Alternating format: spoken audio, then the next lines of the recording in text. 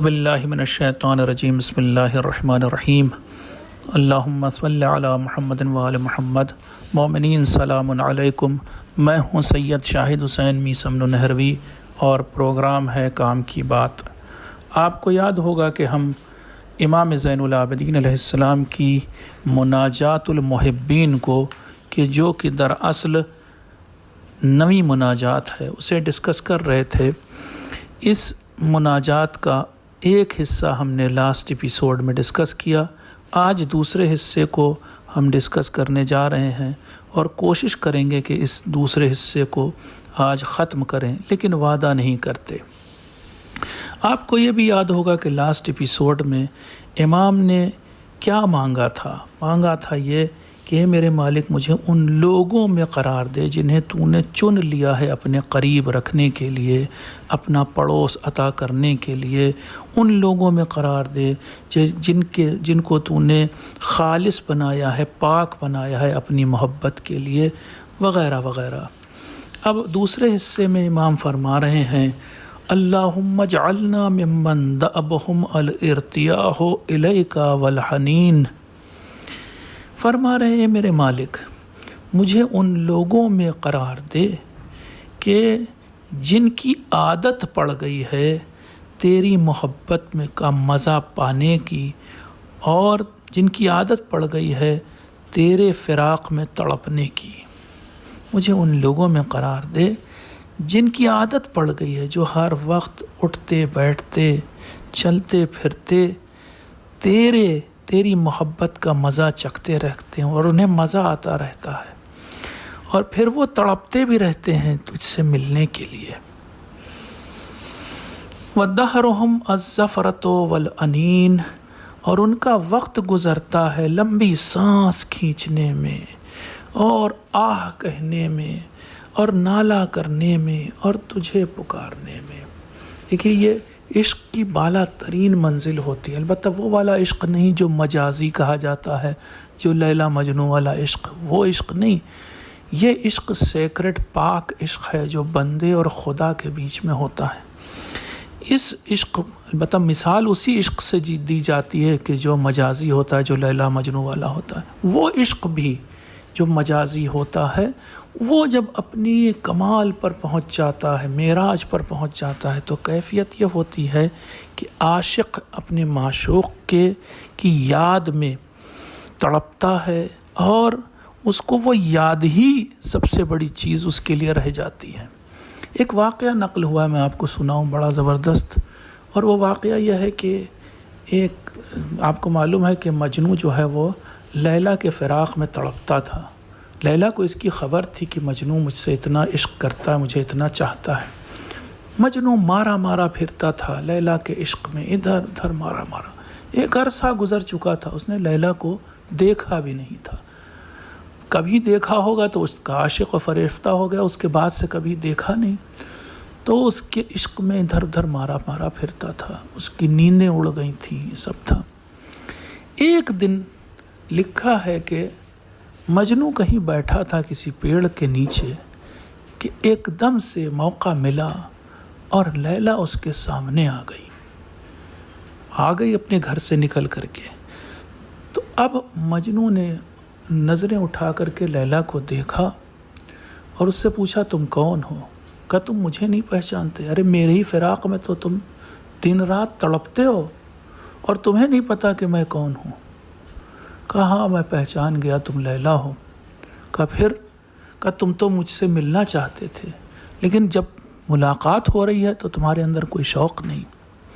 تو مجنون نے کہا کہ تم لوٹ جاؤ لیلا۔ کیوں لوٹ جاؤ؟ اس نے پوچھا کیوں لوٹ جاؤں؟ جواب دیا کہ مجھے اب تمہاری یاد میں، فراق میں وہ مزہ ملنے لگا ہے، اب ملاقات میں بھی ویسا مزہ نہیں ہے۔ تو یہ عشق کی بہت بڑی منزل ہوتی ہے۔ البتہ یہاں پر میں بس صرف مثال کے لیے بات کہہ رہا ہوں، آگے اصل میں تو جو انسان اللہ کا عاشق ہوتا ہے وہ اللہ سے ملنا ہی چاہتا ہے، پھر وہ یہ نہیں چاہتا کہ اللہ کی صرف یاد ہی رہے، نہ ملاقات بھی ہو۔ لیکن میں نے اس عشق مجازی کی اس لیے مثال دی کہ آپ کیفیت کو سمجھ سکیں بس۔ تو امام فرما رہے ہیں مجھے ان لوگوں میں قرار دے کہ جن کو مزہ آتا ہے تیری محبت میں، سرور پیدا ہوتا ہے، ریجوائس کرتے ہیں جو، اور جو تڑپتے ہیں تیری محبت میں، پھر ان لوگوں میں قرار دے جن کا وقت ہی گزرتا ہے لمبی لمبی سانسیں کھینچنے میں، آہیں لینے میں، اور نالہ و فریاد کرنے میں، غمگین رہنے میں، جنہیں مزہ ملتا ہے۔ جباہہم ساجدۃ لعظمتک، ان لوگوں میں قرار دے کہ جن کی جبینیں، جن کی پیشانیاں تیری عظمت کی وجہ سے ہر وقت سجدے میں رہتی ہیں۔ وعیونہم ساہرۃ فی خدمتک، اور جن کی آنکھیں ہر وقت تیری خدمت میں جاگا کرتی ہیں، تیری یاد میں جاگتی رہتی ہیں۔ پھر مجھے ایک واقعہ یاد آ گیا کہ ایک رات تھی، ایسی ہی رات، البتہ یہ واقعہ نقل ہوا ہے 15 شعبان کی رات، یعنی شب 15 کی رات کے بارے میں، مفاتی میں آپ کو مل جائے گا کہ اس رات پیغمبر، البتہ اس کی روایت کرنے والی ان کی ایک زوجہ ہیں، وہ کہتی ہیں کہ میں اور پیغمبر، میں سو گئی تھی، ایک بیک میری آنکھ کھلی تو میں نے دیکھا بستر پہ پیغمبر نہیں ہیں، تو پھر میں دوسری بیویوں کے حجرے میں گئی یہ دیکھنے کے لیے کہ پیغمبر ان کے حجرے میں چلے گئے۔ مجھے غصہ بھی آیا کہ ایسا پیغمبر نے کیوں کیا، آج تو میری باری تھی، لیکن پیغمبر کسی کے حجرے میں نہیں ملے۔ پھر میں ان کو ڈھونڈتی ہوئی، تلاش کرتی ہوئی بقی کے قبرستان تک چلی گئی۔ بقی میں نے دیکھا آدھی رات سے بھی زیادہ گزر چکی تھی، رات کا سناٹا تھا، ہر طرف اندھیرا تھا، اور پیغمبر اپنی پیشانی کو بقی کی خاک پر رکھے ہوئے کہہ رہے تھے، سجد لکا سوادی و خیالی و آمنا بکا لحمی و بصری، اس طرح کے الفاظ ہیں۔ اے میرے مالک، میرے خیال نے، میرے خیالات نے، تھاٹس نے، عقیدے نے، روح نے، ہر چیز نے تجھے سجدہ کیا، اور میرا رویاں رویاں، میرے بال بال، میرا گوشت، میری پوست، میری کھال، میری ہڈیاں سب تجھے سجدہ کرتی ہیں۔ تو یہ وہ لوگ ہیں کہ جو ہر وقت اللہ کے سامنے سجدے میں گرے رہتے تھے، اور جن کی آنکھیں جاگا کرتی تھیں، جیسے امیر المومنین کی آنکھ جاگا کرتی تھی اللہ کی یاد میں۔ پھر ان لوگوں میں قرار دے وَدُمُوعُهُمْ سَائِلَةٌ مِّنْ خَشْيَتِكَ، ان لوگوں میں قرار دے کہ جن کے آنسو تیری ہیبت سے، تیرے ڈر سے ہر وقت بہتے رہتے ہیں۔ پھر یاد آ گیا مجھے، اللہ اور ہم کو اور آپ کو نصیب کرے اس مسجد کوفہ کی زیارت کو۔ جب بھی آپ جائیں یاد کیجئے گا وہ محراب دیکھ کر امیر المومنین کی، کہ اسی محراب میں آج سے سینکڑوں سال پہلے ایک بندہ کھڑا ہوتا تھا جس کا نام علی تھا، جو اس طرح سے آنسو بہاتا تھا کہ اس کے صحابی نے، اس کے ایک ماننے والے نے کہا تھا کہ میں نے خود دیکھا ہے کہ علی کس طرح سے روتے تھے، معلوم ہے آپ کو؟ قابضاً لحیتہ، اپنی داڑھی کو پکڑے ہوتے تھے ایک ہاتھ سے، اور روتے تھے اس طرح سے کہ ان کے آنسو جھڑتے جاتے تھے اور قدموں تک گرتے تھے۔ اور پھر اس وقت علی اس طرح سے محراب عبادت میں پچھاڑیں کھاتے تھے، تڑپتے تھے کہ جس طرح سے سانپ کا ڈسا ہوا انسان تڑپتا ہے اور پچھاڑیں کھاتا ہے، اس طرح سے علی روتے تھے۔ تو امام کہہ رہے مجھے ان لوگوں میں قرار دے، امام زین العابدین کہہ رہے مجھے ان لوگوں میں قرار دے جن کے آنسو ان کے رخساروں پر بہتے رہتے ہیں تیری ہیبت سے۔ وَقُلُوبُهُمْ مُتَعَلِّقَةٌ بِمَحَبَّتِكَ، اور جن لوگوں کے دل تیری محبت سے گرا باندھے ہوتے ہیں، ایک طرف تیری محبت، ایک طرف ان کے دل، اور بیچ میں گرا لگی ہوتی ہے، ہر وقت وہ تیری محبت میں، بلکہ ہر وقت اس تیری محبت سے چمٹے رہتے ہیں، لگے رہتے ہیں، اٹیچ رہتے ہیں۔ وَأَفْئِدَتُهُمْ مُنْخَلِعَةٌ مِّن مَحَابَتِكَ، اور ان کا جو ضمیر ہے، ان کی جو روح ہے، وہ ہر وقت ہر وقت تیری ہیبت کی وجہ سے کانپتے رہتے ہیں ان کے ضمیر، ان لوگوں میں مجھے قرار دے۔ اب یہاں سے پھر ٹون بدلا امام نے، اور اب کہنا شروع کرتے ہیں کچھ اور باتیں۔ سنیں آپ کیا کہتے ہیں اللہ سے۔ یا من انوار و قدسہ لابصار محبی ہے رائقۃ، اے وہ کہ جس کے نور، پاک نور سے کہتے ہیں، پاک نور سے محبوں کی، چاہنے والوں کی آنکھیں چوندھیا جاتی ہیں۔ وَالصُّبْحَاتُ وَجْهِهِ لِقُلُوبِ عَارِفِيهِ شَائِقَةٌ، اور جس کے چہرے کی گلوری یا جس کے چہرے کا نور ایسا ہے کہ اس کے چاہنے والے یا اس کے ماننے والے اس سے ملنے یا اس کے چہرے کو دیکھنے کے شوق پیدا کرتے ہیں۔ بڑا مشکل ہے یہاں پر ترجمہ کرنا اردو میں ان چیزوں کا۔ میں پھر سے کوشش کرتا ہوں۔ یا من انوار و قدسہ لابصار محبی ہے رائقۃ، اے میرے مالک تو وہ ہے کہ جس کے قدس یعنی جس کی پاکیزگی کا نور ایسا ہے کہ جو محبین چاہنے والوں کی آنکھوں میں شوق پیدا کر دیتا ہے کہ وہ اسے دیکھیں، وہ آنکھیں اسے دیکھیں۔ وَالصُّبْحَاتُ وَجْهِهِ لِقُلُوبِ عَارِفِيهِ شَائِقَةٌ، اور اس کے چہرے کی خوبصورتی، گلوری، جو بھی آپ کہیں، نور ایسا ہے کہ جس کی وجہ سے اس کے جاننے والے، پہچاننے والے، ان کے دلوں میں شوق پیدا ہو جاتا ہے کہ وہ اس رب کو، اس کے چہرے کو دیکھیں۔ البتہ پھر میں یہاں کہوں، یہ چہرہ وہ والا نہیں ہے جو آپ مادی چہرہ، مٹیریل چہرہ بات کریں، جیسے ایک انسان کا چہرہ ہوتا ہے۔ یہاں جب بھی چہرے خدا کی بات کی جائے یعنی ذات خدا۔ یا منا قلوب المشتاقین، اے مشتاق اور شوق رکھنے والوں کی تمنا۔ یا غایت آمال المحبین، اے محب اور چاہنے والوں کی امید کی آخری حد، چاہنے والوں کی امید کی آخری حد، اے میرے مالک۔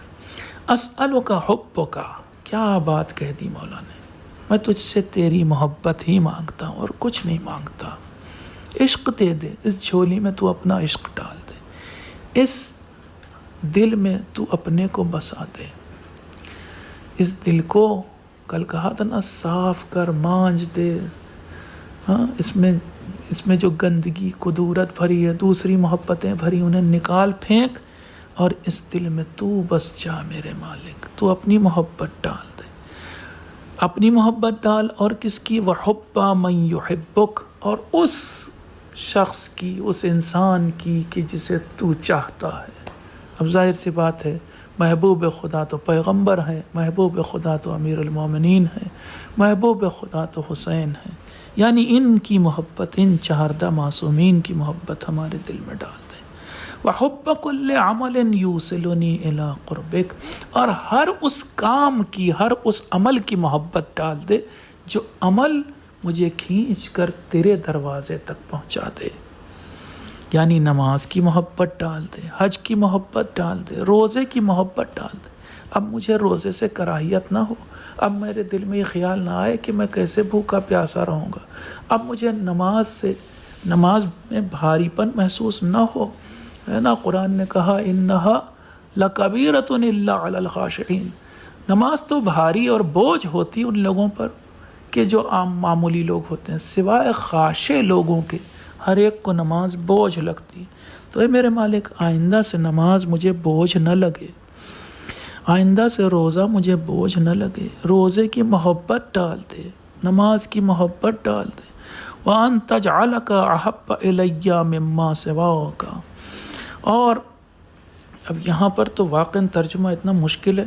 اے میرے مالک، تو خود کو میرے دل میں سب سے زیادہ محبوب بنا دے، ایسے ہی میں ترجمہ کر سکتا ہوں، بس سب کو چھوڑ کر، ساری کائنات کی چیزوں کو چھوڑ کر تو خود کو میری نگاہ میں سب سے زیادہ محبوب بنا دے، یعنی اب تیرے سوا مجھے کوئی چیز سے محبت نہ رہ جائے۔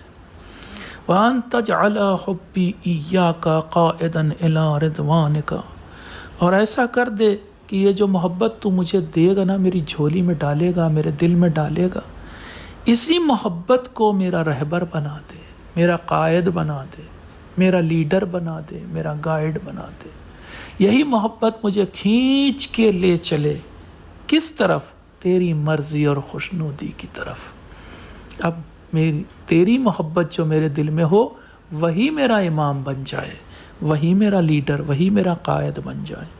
وَشَوْقِ إِلَيْكَ زَائِدًا، اور اے میرے مالک، میرا جو شوق ہے تجھ سے ملنے کا، یا میرے جو اندر جو تڑپ ہے تیرے لیے، وہ تڑپ ہی مجھے اب آگے گناہوں سے روکنے لگے۔ تیری محبت مجھے گناہوں سے روک لے، تیری تڑپ جو میرے دل میں ہے وہ مجھے گناہوں سے روک لے۔ وَمَنٌ بِالنَّظَرِ إِلَيْكَ عَلَيَّ، اور اے میرے مالک تو احسان کر، اور اگر احسان کرنا ہی چاہتا ہے تو یہ احسان کر کہ ایک بار تو اپنے چہرے کو مجھے دکھا دے۔ وانظر بعین الود والعطف، میں تو تجھے امید کی، حسرت کی نگاہ سے دیکھوں، اور تو ادھر سے مجھے محبت کی، نرمی کی، عاطفت کی نگاہ سے دیکھ۔ دونوں کی نظریں، جس کو کہتے ہیں دو چار ہو جائیں، ویسا ہو جائے، دو اور چار نظریں، دو چار ہونا وہ ہو جائے، لیکن ادھر سے میری نگاہ تیری طرف جب اٹھے تو وہ امید سے بھری ہوئی ہو، بڑے ہی اشتیاق والی ہو، شوق والی ہو، اور ادھر سے تیری نگاہ بڑے کرم والی، احسان والی، لطف والی، نرمی والی، ترس والی، ایسی نگاہ ہو۔ وَلَا تَصْرِفْ عَنِّي وَجْهَكَ، اور جب ہماری آنکھیں دو چار ہو جائیں نا، تو پھر اب اپنے چہرے کو مجھ سے موڑنا نہیں، اب تو پھر تو ہمارا اور تیرا دیدار ہو جائے گا، پھر تو زیارت کروں گا میں تیری، اب اس کے بعد اپنے چہرے کو نہ موڑنا۔ وَاجْعَلْنِي مِنْ أَهْلِ الْإِسْعَادِ وَالْحُظْوَةِ، اور مجھے ان خوش نصیب لوگوں میں قرار دے، خوش قسمت لوگوں میں قرار دے جن کو تو نے یہ ساری نعمتیں دی۔ یا مجیبو یا ارحم الراحمین، اے مانگنے والے کا جواب دینے والے، اے سب سے زیادہ رحم کرنے والے۔ مناجات تو یہاں پر ختم ہو گئی، لیکن میری بات شاید ابھی ختم نہیں ہوئی۔ دیکھیے، میں آپ کو بتاتا ہوں کہ اللہ سے ملاقات، اللہ کی محبت کیا چیز ہوتی ہے، انسان کو کیسا دیوانہ بنا دیتی ہے۔ مجھے تو نہیں پتا، کبھی وہ چیز نصیب ہی نہیں ہوئی، لیکن بزرگوں کے قصے سنے، وہ ایسے ہو گئے، وہ قصے بتاتے ہیں کہ وہ لوگ کہاں تک پہنچ گئے تھے، ہے نا۔ ایک میں نے کسی ایپیسوڈ میں ڈسکس کیا تھا کہ پھر وہ معرفت کے اس لیول پر پہنچ جاتے ہیں کہ انہیں ذرے ذرے میں خدا نظر آتا ہے، لیکن اس سے ٹھیک پہلے کا لیول بھی میں نے علامہ اقبال کا ایک شعر پڑھا تھا، شاید آپ کو یاد ہو کہ کبھی اے حقیقت منتظر نظر آ لباس مجاز میں، کہ ہزاروں سجدے تڑپ رہے ہے میری جبین نیاز میں۔ اس کا کیا مطلب ہوا کہ اے حقیقت منتظر، یعنی اللہ جس کا میں انتظار کر رہا ہوں، جس کو میں اس وادی میں چلا ہوں، اس راستے پر چلا ہوں، جس سے ملاقات کا انتظار ہے، وہ حقیقت منتظر، یعنی جس کا میں انتظار کر رہا ہوں کہ کب اس سے ملاقات ہو۔ کبھی ابھی علامہ اقبال کو گویا ہر ذرے میں خدا نہیں دکھا تھا، یہ اس سے ٹھیک پہلے کی بات ہے، اس سے ٹھیک پہلے کا لیول ہے۔ کہہ رہے ہیں کہ تو مجھے دکھائی دے جا۔ لباس مجاز میں یہ جتنی بھی مخلوقات ہیں نا، یہ جتنے بھی کریچرز ہیں اللہ کے، تمام انسان، تمام سورج، چاند، ستارے، حیوانات، جو بھی آپ کہیں، پہاڑ، جھرنے، پتیاں، پھل، جو کچھ ہیں، یہ سب جو ہیں، یہ سب اصل تو ان کا وجود ہے ہی نہیں، یہ ایگزسٹنس مانگ کے لائے ہیں اللہ سے، ہے نا، ان کا وجود تھوڑے نا، اصل ایگزسٹنس اصل وجود تو اللہ کا ہے، انہوں نے مانگا ہوا، یہ سب تو فقیر تھے، ان کو اللہ نے دے دیا تو وجود پا گئے۔ تو یہ سارے کے سارے ویسے ہیں جیسے کاغذ کے پھول ہوتے ہیں، ہے نا، دیکھنے میں ویسے ہی لگتے ہیں کہ اصلی پھول کی طرح، مگر ہے نہیں اصلی، ویسے ہی ہم سب اصلی نہیں ہیں، اصل تو اللہ ہے۔ تو کہہ رہے ہیں کہ کبھی اے اللہ تو ان مجازی پھولوں میں، ان کاغذی پھولوں میں مجھے نظر آ جا، ان ذروں میں کائنات کے تم مجھے نظر آ جا، اور جب تو نظر آئے گا تو ظاہر سی بات ہے کہ ہزاروں اور لاکھوں آئینوں میں نظر آئے گا، تو پھر اس وقت کہ ہزاروں سجدے تڑپ رہے ہیں میری جبین نیاز میں، پھر اس وقت میں ہزاروں سجدے کروں گا تجھے، کیونکہ تیرا عکس ان تمام آئینوں میں نظر آ رہا ہوگا۔ تھوڑی سی بات اور کرتے ہیں، آپ کو بتائیں کہ تھوڑا سا یہاں پر مسٹیکل، چونکہ یہ مناجات ہی ساری مسٹیکل ہیں، تھوڑی مسٹسزم کی بات کرتے ہیں۔ البتہ اس سے بھاگیے گا نہیں، سب کو جاننا چاہیے ہمیں کہ کیا دنیا میں کتنی طرح کے اسکول آف تھاٹس ہیں اور کتنی طرح کے خیالات اور افکار ہیں۔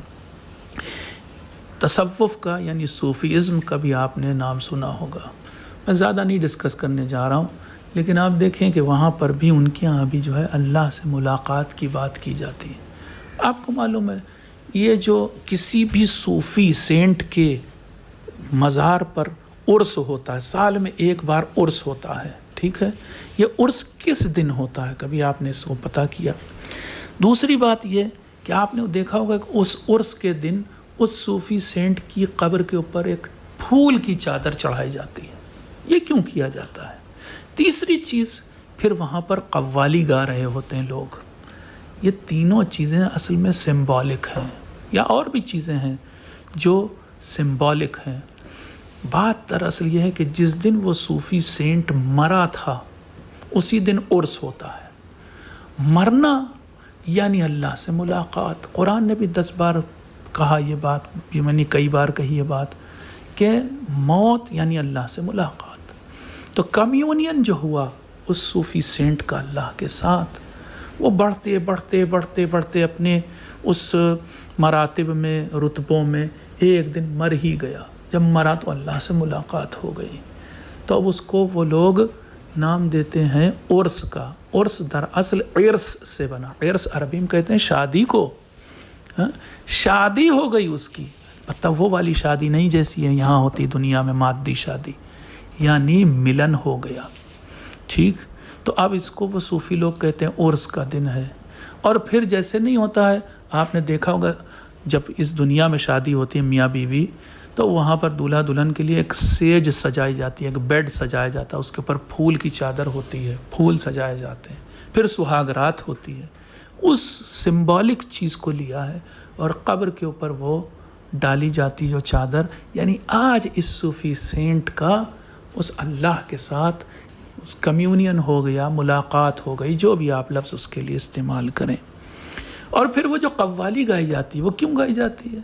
کیونکہ اس دن جو ہے دنیا میں جو شادیاں ہوتی ہیں اس میں عورتیں گانے گا رہی ہوتی ہیں، اسی طرح سے یہ قوالی گائی جاتی ہے۔ البتہ قوالی میں جو اصلی قوالی پہلے پرانی ہوتی تھیں ان میں اللہ کا تذکرہ ہوتا تھا، ان میں خرافات باتیں نہیں ہوتی تھیں۔